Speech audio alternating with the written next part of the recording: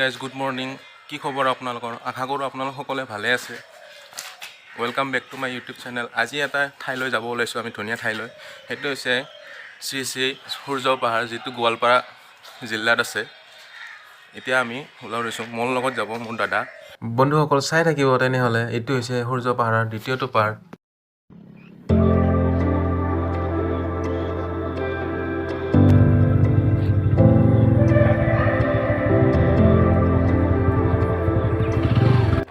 পাহাৰৰ এন্ট্ৰি কৰিলোঁ বাইকখন থৈ দিলোঁ ইয়াতে থৈ দিলোঁ এতিয়া গৈ থাকোঁ আপোনালোকক দেখুৱাম লগতে মোৰ লগত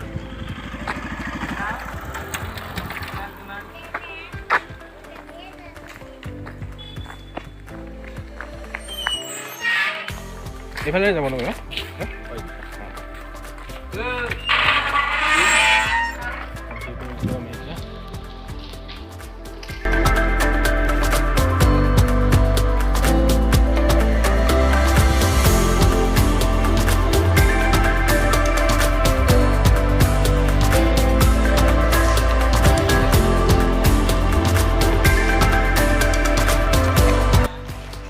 মন্দিৰৰ কাম চলি আছে মিস্ত্ৰী বনাই আছে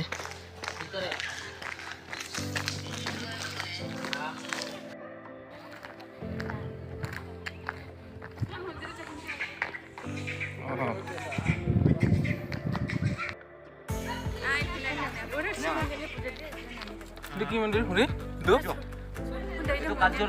কাৰ্যালয় কাৰ্যালয় itu Hanuman itu কি Hanuman itu Hanuman itu soja Hanuman Hanuman আৰু ইফালে দি সূৰ্য মন্দিৰ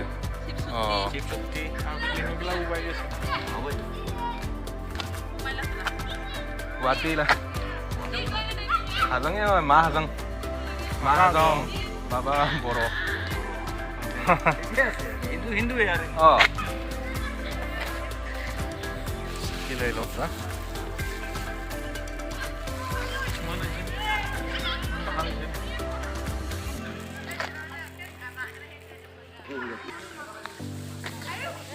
এয়া হৈছে যাত্ৰীবোৰ আহিলে জিৰণি ল'ব পাৰে আহি কিনে ইয়াতে ভাগৰ লাগিলে ইয়াতে জিৰণি ল'ব পাৰে দূৰৰ যাত্ৰীবাহীবোৰ আহিলে ইয়াত ঠাই থাকে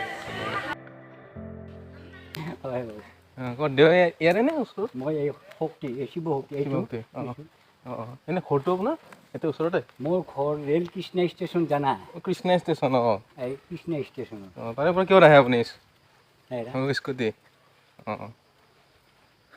বাবা আৰু আগতে অহা নাই আগতে এতে মেলা হয় নেকি নহয় মেলাখনতো তাত গেটৰ সন্মুখৰ পৰা হয় ন তাৰ পৰাই কিন্তু ভকতৰ ভিৰ একদম তাকে লৈ একেবাৰে পুৰা শিৱ শক্তি সূৰ্য শিৱ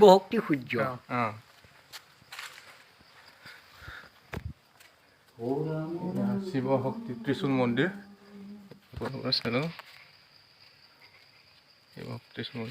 সোমাই যায় এতিয়া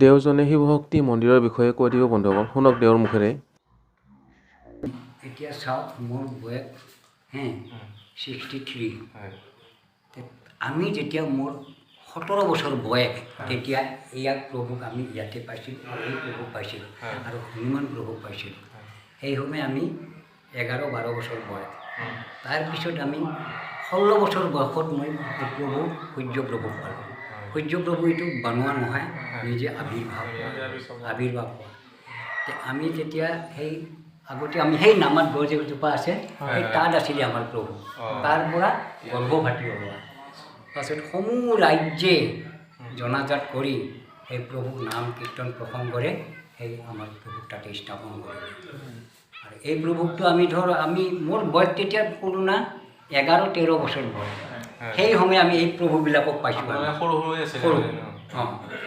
সেই সময়ৰ পৰা আজিলৈ চাওক এতিয়া কিমান বছৰ হ'ল এতিয়া আগৰ পৰাই আছে আগৰ পৰাই বহুত বছৰ হৈ গ'ল আৰু সেইফালে সূৰ্যত ক'ব গোটেইখিনি আমাৰ প্ৰভু আছে তাতে ক'ব গোটেইখিনি ঠিক আছে দিয়ক ধন্যবাদ বন্ধুসকল বলক তেন্তে এইবাৰ আমি সূৰ্য মন্দিৰলৈ গৈ থাকোঁ এয়া হৈছে সূৰ্য মন্দিৰ। বলক ভিতৰলৈ গৈ থাকোঁ বন্ধুসকল আৰু দেও সকলোবোৰ সুধিম কেনেকৈ সূৰ্য মন্দিৰটো উৎপন্ন হ'ল। দেৱে সূৰ্য মন্দিৰৰ বিষয়ে অলপমান কৈ দিব কেনেকৈ উৎপন্ন হ'ল এইটো। আমাৰ যিটো সূৰ্যৰ বিগ্ৰহ এটা সময়ত পাই গৈছিলে ৰজা মহাৰজা দিনৰ তেতিয়া দিনত আমাৰ এই ভকত বৈষ্ণৱসকলে এই সূৰ্যৰ বিগ্ৰহ যেতিয়া পাই গ'ল তেওঁলোকে চিন্তা চৰ্চা কৰিলে যে সূৰ্যৰ যেনেকৈ পোহৰ পৃথিৱীত দি থাকে ঠিক তেনেকৈ ইয়াৰ কিবা এটা কৰা যায় নেকি, স্মৃতি কিবা এটা ৰাখিব পৰা যায় নেকি। শেষলৈ তেওঁলোকে চিন্তা চৰ্চা কৰিলে যে এই পাহাৰৰ নামটো ৰাখিলে শ্ৰী শ্ৰী সূৰ্য পাহাৰ। তাৰ আগতে পাহাৰৰ নামটো আছিলে চাতালী পাহাৰ।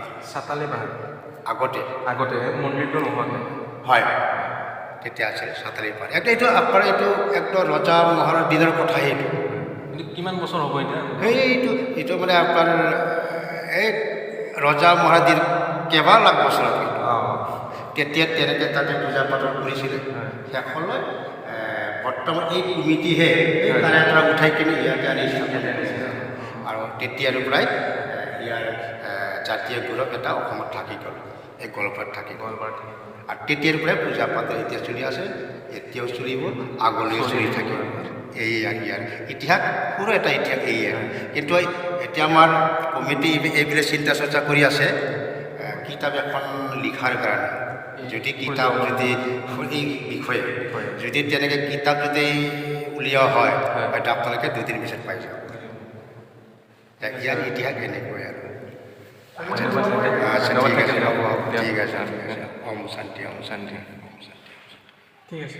বন্ধুসকল এয়া মই সূৰ্য মন্দিৰ দৰ্শন কৰি আহিলোঁ, ওলাই আহিলোঁ। এইটোৰ বিষয়ে দেৱে কৈছে, আপোনালোকে ভিডিঅ'টো চাব গম পাব।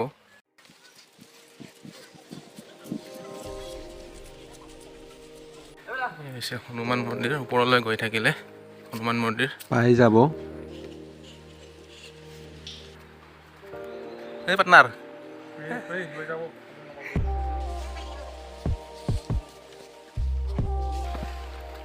ই ধুনীয়া শান্তিৰ পৰিৱেশ। খটখটিৰে ওপৰলৈ উঠি যাব লাগিব।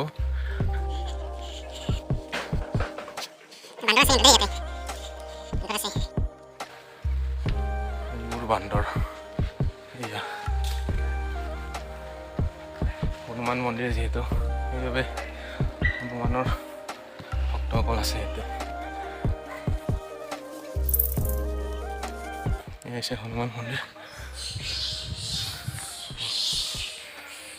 আমাৰ দেৱে কৈ দিব এতিয়া কেনেকৈ স্থাপিত হৈছে। হনুমান আমাৰ এই সূৰ্য পাহাৰৰ ইয়াৰ পৰাই ওলোৱা দেৱতা। আৰু কেৱল হনুমান বুলি নহয়, সূৰ্য পাহাৰৰ যিমানবোৰ দেৱ দেৱতা ইয়াৰ পৰা আৱিৰ্ভাৱ হোৱা।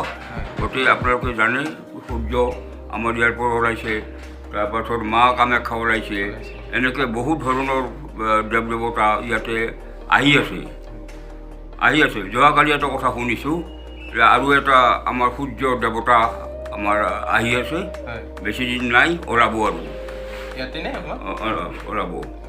গতিকে আজি আমাৰ ক'ব গ'লে আমাৰ এটা কম 1 লাখ শিৱলিংগ আছে। আমাৰ পাহাৰখনৰ মাটি হ'ল সীমা 4,000 বিঘা, 4,000 বিঘা মাটি।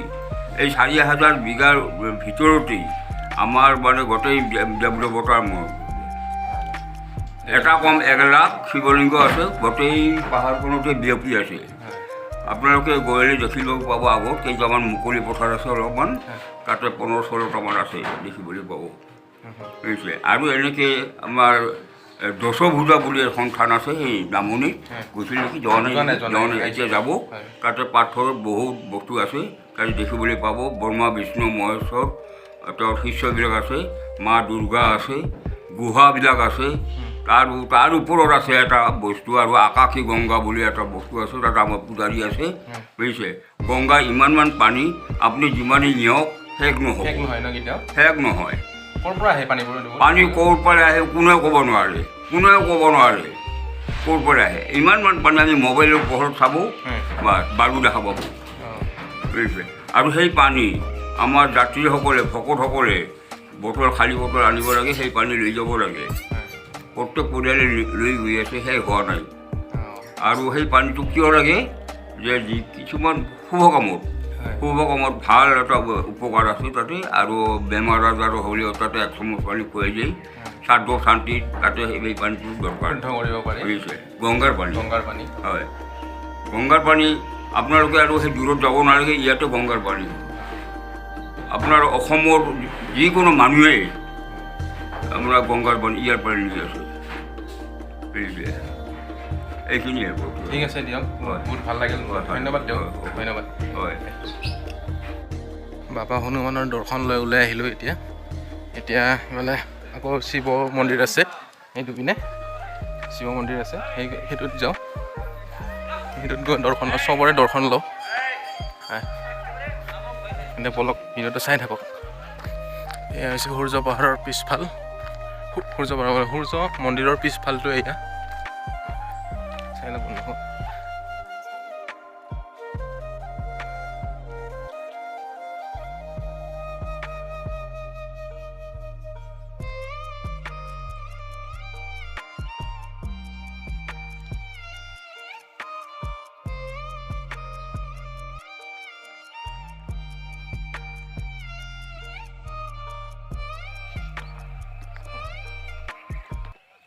বন্ধুসকল, আপোনালোকে যিটো সূৰ্য মন্দিৰ দেখি আছে এতিয়া, সেইটো আগতে তাতে নাছিলে। এই বটগছজোপা দেখিছেনে?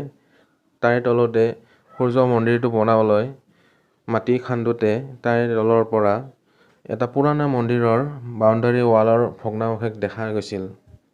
এই বাউণ্ডাৰী ৱালৰ ভিতৰত 5টা মন্দিৰৰ মজিয়া দেখা গৈছিল, মানে ভঙা অংশ পোৱা গৈছিল। এই ভঙা অংশবোৰ আৰ্কিঅলজিকেল ছাৰ্ভে ইণ্ডিয়াৰ মতে পুৰণি হিন্দুসকলৰ পঞ্চায়ন্ত মন্দিৰ বুলি জনা গৈছিল। বন্ধুসকল, এবাৰ ঠাইটো ভালকৈ দেখুৱাই দি আছোঁ মই, চাব আপোনালোকে।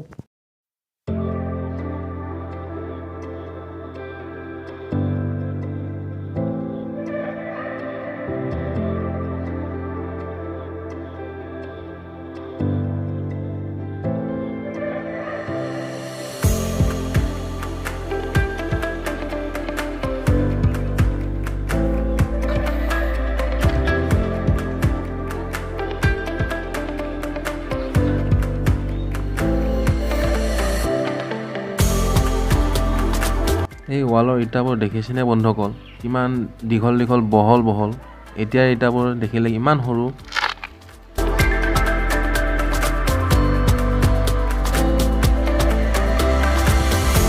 এয়া হৈছে বৌদ্ধসকলৰ এটা স্তূপা।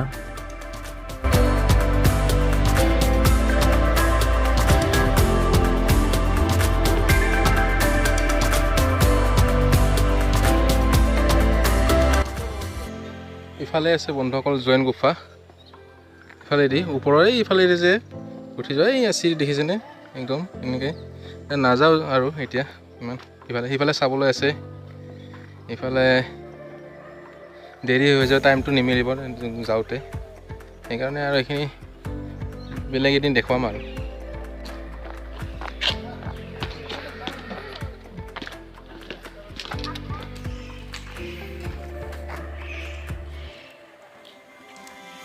ইফালে গ'লে স্তূপসমূহলৈ যাব পাৰি আৰু ইফালেদি দশভুজা আছে।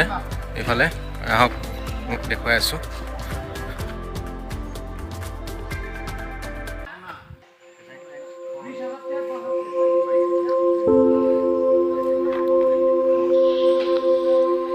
এয়া হৈছে দশভুজা মন্দিৰ।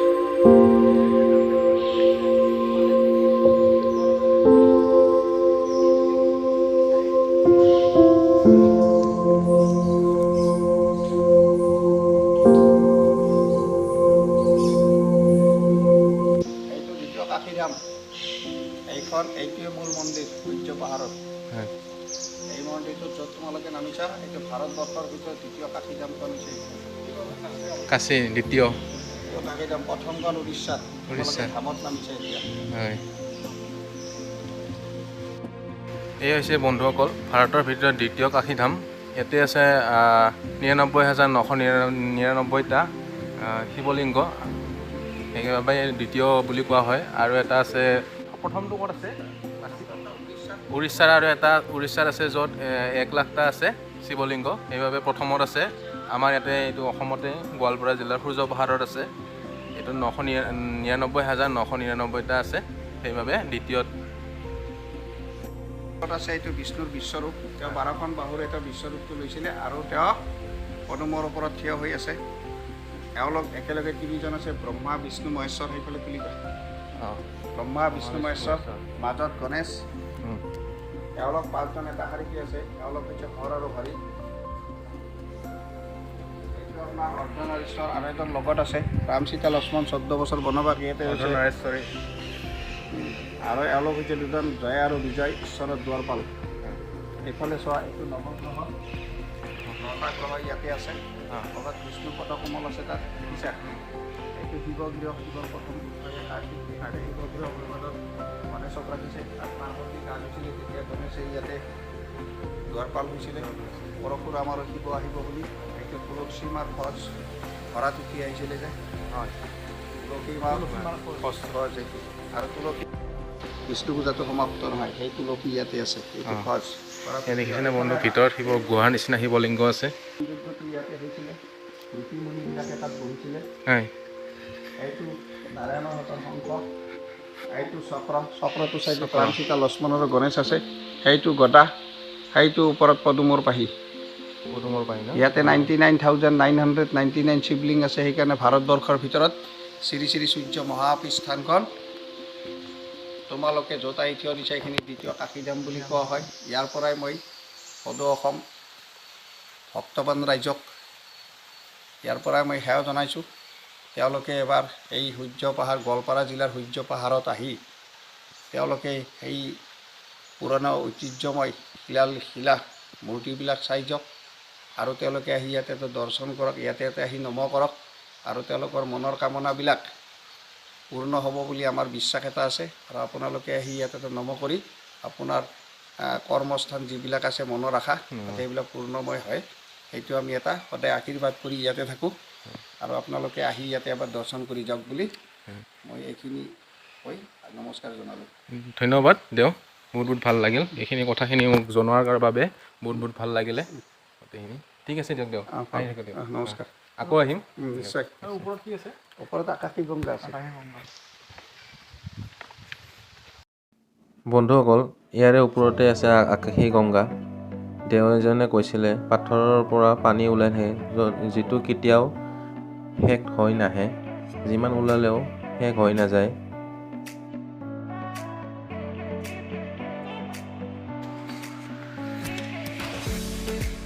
এয়া হৈছে আকাশী গংগা এয়া হৈছে গুফা আকাশী গংগাৰ চাই থাকিব বন্ধু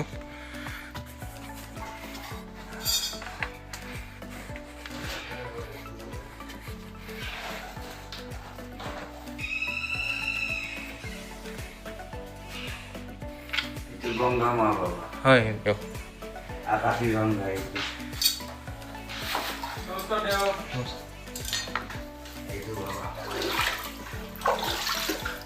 হৈছে আকাশী গংগা ন দিয়ক হয় আকাশী গংগা এই পানীবোৰ ক'ৰ পৰা আহে দিয়ক এই পানীটো পাহাৰৰে কিন্তু কেনেকৈ আহে কেনেকৈ কি কৰে এতিয়াতো নাজানো বাবা হয় ভাবিব নোৱাৰি নুশুকাই নেকি কেতিয়াও পানীটো কেতিয়াও নুশুকাই বাবা অঁ যিমান নেনাই কিয় আৰু 4 বছৰৰ ৰূপে এনেকৈ চাফাই হৈ থাকে অঁ এই চাওক বন্ধুসকল আকাশী গংগা গাছৰ ইফালত ক'ৰ পৰা আহে কোনেও ক'ব নোৱাৰে বন্ধুসকল এইটো পানীটো ক'ৰ পৰা ইয়াতে জমা লাগে কেতিয়াও নুশুকায় দেৱে ক'লে মোক কেতিয়াও নুশুকাই বোলে পানীটো কি ধুনীয়া চাফা চাওকচোন বন্ধুসকল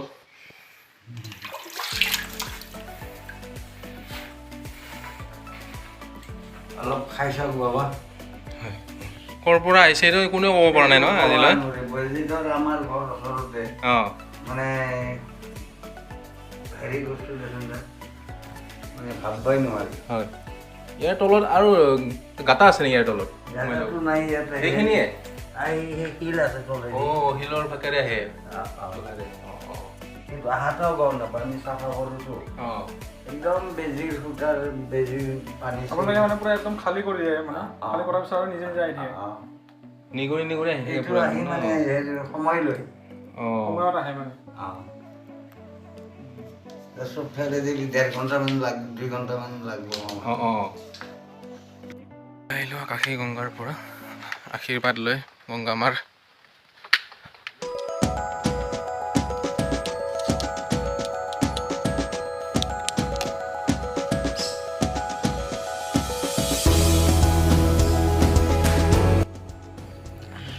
এইবাৰ আমি গৈ আছোঁ বন্ধুসকলে এই বৌদ্ধ স্তূপসমূহ চাবলৈ, স্তূপসমূহ চাবলৈ। লগ তেনেহ'লে গৈ থাক।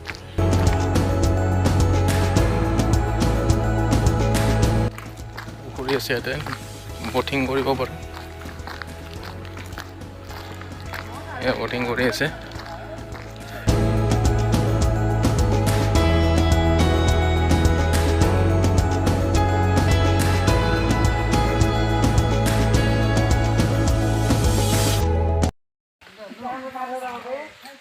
এয়া চাওক সকলোবোৰ এইবোৰ শিৱ মন্দিৰ, চাৰিওফালে এইবোৰ শিৱ মন্দিৰ, এইবোৰ শিৱলিংগ, এইবোৰ চব চাৰিওফালে শিৱলিংগৰে ভৰি আছে। সৰু ডাঙৰ বহুতো আছে।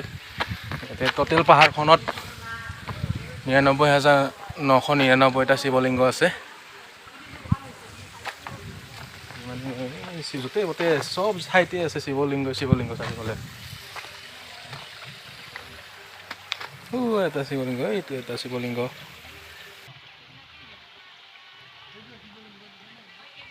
এইবোৰ শিৱলিংগ, এইটো শিৱলিংগ এটা। গোটেই পাথৰবোৰতে। এইটো হৈছে এটা বৌদ্ধ স্তূপা। এইটো এটা শিৱলিংগ। গোটেই ঠাইটো চাই লওক এবাৰ।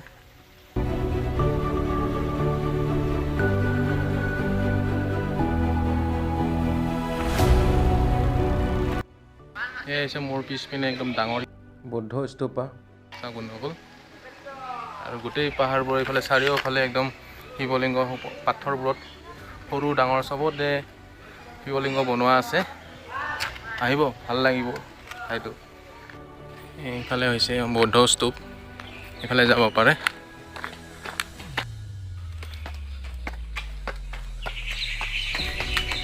খটখটি চবফালে খটখটি।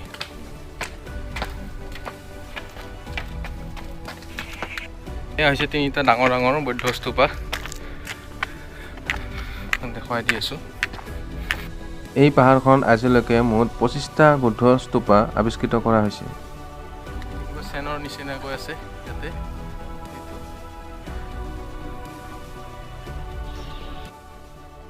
ওলাই আহিলোঁ আমি সূৰ্য মন্দিৰৰ পৰা। এতিয়া ঘৰলৈ যাওঁ আৰু। ভিডিঅ'টো কেনে পালে জনাব, ভাল লাগিছেনে বেয়া লাগিছে কমেণ্টত জনাব।